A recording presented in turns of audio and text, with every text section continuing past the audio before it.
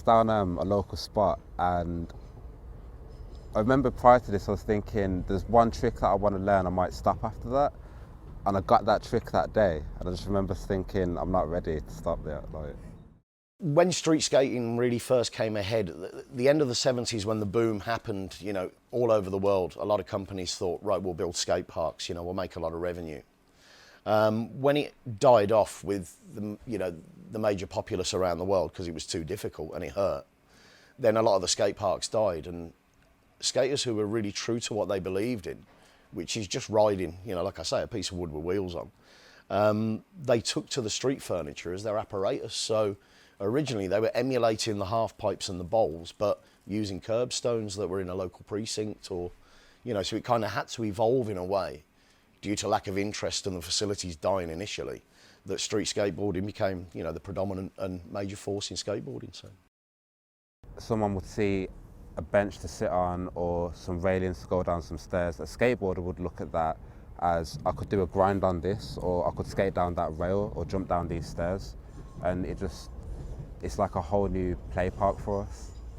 So I think really skateboarding would have derived from surfing or something like that. They would have put wheels on it, found out that they can take like the waves, the curbs of the waves into these bowls when you take out the water.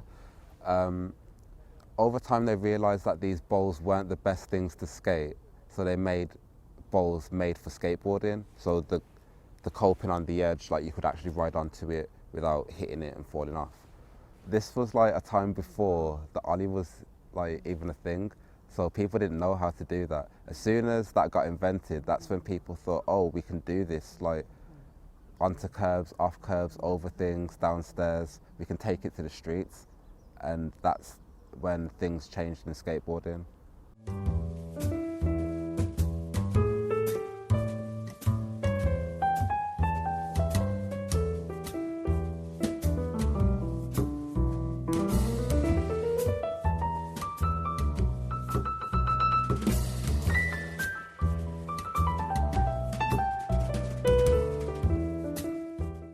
I think an individual would see the environment like street furniture as maybe somewhere to sit or an area to go to the shops, whereas a skater would interpret it as a place to use their skateboard to maybe grind a ledge or ollie some steps. Like you can go up to the Grand Central Station in town, and to a lot of people that's just a new place with cafes and restaurants and little shops, which is all well and true, but for a skater it's also got really nice marble banks and things to manual, and it's got one of the best, I think it's like a granite surface for flatland, so it's got like the most perfect flatland surface in the city. So when you go to a new place, really all that you can do is like, you could go to town, you could have a look in some shops, you can go to the beach or like whatever there is. But then as a skateboarder, there's like an added anticipation of something that you don't even know. There's probably spots that you've never heard of, spots that you have heard of, and it's all things that you've never been to, because no ramp is the same and no ledge is the same. They all feel different, and it's something that we look forward to in skateboarding. I suppose I just enjoyed it so much that no matter where I go, I'm always thinking about it. If I'm sitting on the bus looking out the window, I'm just looking at this curb or this spot, just thinking about all the tricks that I could be doing. People don't land tricks all the time because skateboarding is actually really difficult. No matter how long you've been doing it, you will fail one. It is a really difficult thing to do. really, I think the skateboard issue is, because skateboarding by its very nature is very difficult. You know, there are so many valuable lessons to be learnt by riding a piece of wood with wheels on, which seems a bit surreal, really. You know, you never thought that something so basic could take so much energy and so much focus, but at the same time, you need a lot of passion and a lot of love. So I think things like skateboarding in any city and town in this country is a real vibrant force. You know, I think there's freedom through creativity, and however you achieve that, you're obviously leading a positive life. So to see it on a city scale through the generations as well, you get to see a very beautiful undercurrent of a lot of energy and a lot of creativity in the youth, which a lot of cities and towns don't really utilise. It comes with it, I guess. Like, you do fall over with skateboarding. No one's perfect. and it does hurt to fall over. That's all it is. Like, you just get up and carry on. But it's also a very difficult thing to master, so I think it puts a lot of people off. Like if they can't get really good at it straight away, because they watch all these videos where people are jumping down loads of stairs and grinding handrails, and they can't get good at it straight away, so they're off put by that. Yeah. And it takes someone who really loves it, really enjoys it, to treat it like a kind of a journeyman's pursuit. The best skill a skateboarder has got is the ability to come back from injury with the same level of enthusiasm. If you're not willing to commit to hitting the floor, you're never going to make it. So by having a few tumbles and a few bruises and scrapes, you get more resilient and you build a toughness up. So it's more akin to a martial art as well. You know, the dedication and the focus needed. I mean, I'm not disrespecting BMXing, scootering, any of these disciplines. They're amazing. When you see somebody who's really good at what they do, there is nothing quite like it. But I just think the only way to learn is to just, crack on. I knew that I had to put my time and effort into doing these things. It was all on my back as to what I could achieve. And it is exactly like that. The more you put in, the more you get out. I go into a mode of Zen. It's nearly like a slow motion state. I turn it all off. At this point in time, I can't hear. If someone's talking to me, I can't hear them. If there's cars going around or people watching, I can't see them. It's just me and the spot. And I go and I do what I've got to do, and that's it. Like if I fall, I get up and I try again until I get it. I suppose nothing else challenged me the same way skateboarding did. I found everything else was too easy nearly. Skateboarding was the first thing that stopped me and made me think, whoa, I've got to really try to get this thing down, to actually do it properly and not hurt myself. And the rush of it that comes with it, it just all fell into place that I just wanted to stick with it. I'd say really a video part is a bit like currency. It's nearly to say it's not proven to be done unless you've got the footage of it. And I like footage personally just to see myself back and watch the memory again kind of thing. But then when you're recording for a video part and it's about 3 minutes long or something, and you put all the time and effort into it, when you watch it back, it's a good feeling. Making a video part's difficult because of, it could be difficult because of the facilities, it could be difficult because of the things that you want to do in the actual part. I'd say that I think street parts are more valued over park parts because street is generally harder to skate. Parks are kind of made exactly how they are, and that's all you can do with them, within that park. There's lots of places around Stourbridge that are fantastic to skate, but people see it, the general population who don't skate, the police, because they have to listen to the complaints, it's classed as antisocial behaviour. I mean, we did have a multi-storey car park, which the original skate park was underneath the multi-storey car park. But that got knocked down when Tesco's came, and Tesco's has a lovely, very smooth floor. It's got quite nice raked surfaces, so it's not flat. And unfortunately, some of our customers, or fortunately, whichever way you look at it, have actually posted pictures on Instagram of them going down the travellators, which is quite fun and it's great, and it must be a lovely surface to ride and a lovely surface to ride in the car park. I think really I'd need the facilities because Birmingham's lacking them. It doesn't have very much about. If there is anywhere good, we're not allowed to be there for very long. We'll get kicked off by security or the police will come and all this kind of stuff. It's not formulaic. A skate park's all set out for you, whereas the street is no one thing is going to be perfect. You know, the ledge in the street is going to have something wrong with the run up or the run out, or it's going to have some skate stopper that you've got to avoid. That's part of the challenge. Whereas the skate park, you could go and have a perfect skate there, and everything's just. The surface is totally smooth, and some people want that, but it starts to miss something, in my opinion. Well, it's only as hard as you want to make it. You know, if you just want to skateboard, you just step out your front door and get in your skateboard and go skateboarding. That's the basic joy of skateboarding, is that it doesn't need facilities. You don't need particular specialist equipment. You just need your skateboard and a pair of fairly flat-soled shoes, and you're in business. You can walk out your front door and start doing it. Learning, to grind or to drop in, some of the really most basic elements of ramp riding. When you're a younger kid, when you start to achieve those, you overcome these milestones quite quickly, because I think you're quite fearless when you're younger, and obviously you heal a lot better as well. So I'm glad I did a lot of my jumping when I was quite younger, instead of eating cake.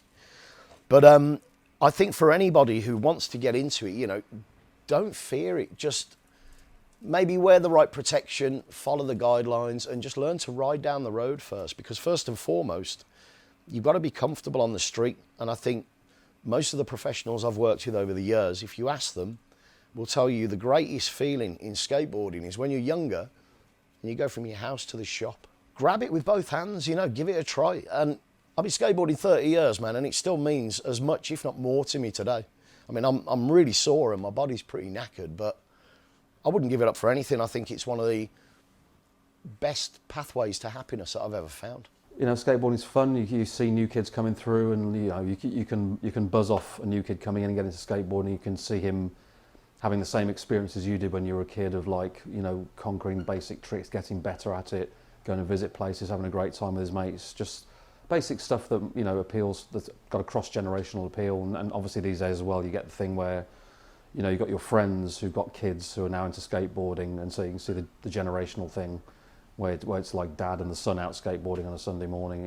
That's good, and you just feed off the buzz that the kids get from it, because you understand what they're going through because you've been through it yourself.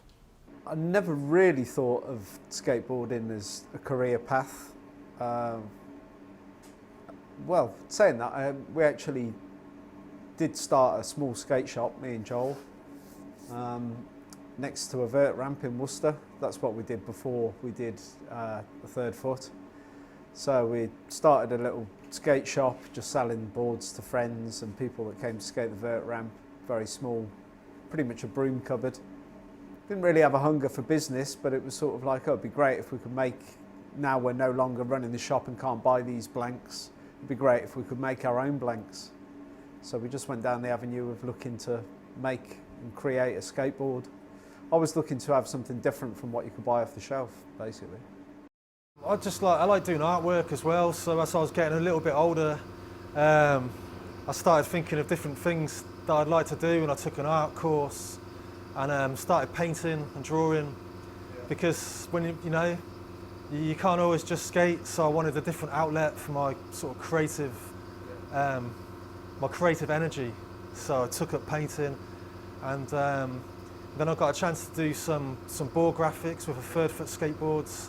They saw my artwork probably about 3 years ago, and that was when I did my first skateboard deck art. Yeah. So a third foot skateboards got me doing the taxi graphic, which is the first graphic I did, and from then on I did some other graphics for Lost Art skateboard shop in Liverpool, and I'm currently doing 2 more graphics as well. So there's not a lot of money in skateboarding, believe it or not.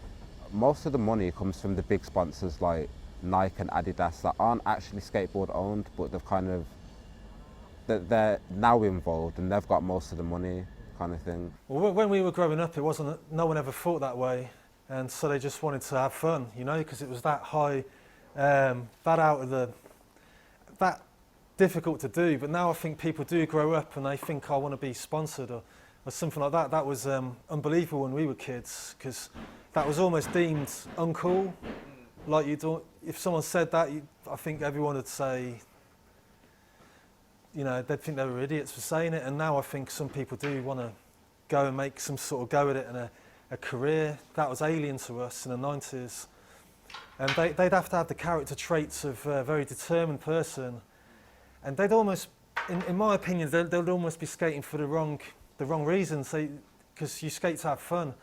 And if they were skating to be like that, they'd either be really talented and pick it up really fast, or treat it like an office work, like they want to learn everything and they want to almost like build a CV up. I think as a subculture, for a long, long time, we were really frowned upon.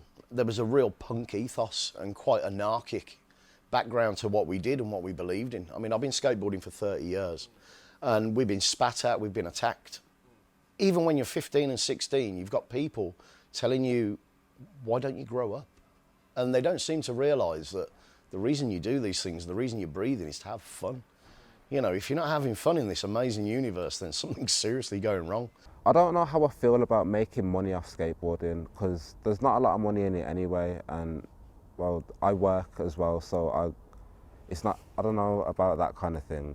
I just genuinely like skateboarding, and at the moment I'm getting helped out of America, so it's helping me save money. I don't have to pay for shoes, and sometimes it helps me with like boards and things, so I can save my money for other things like traveling.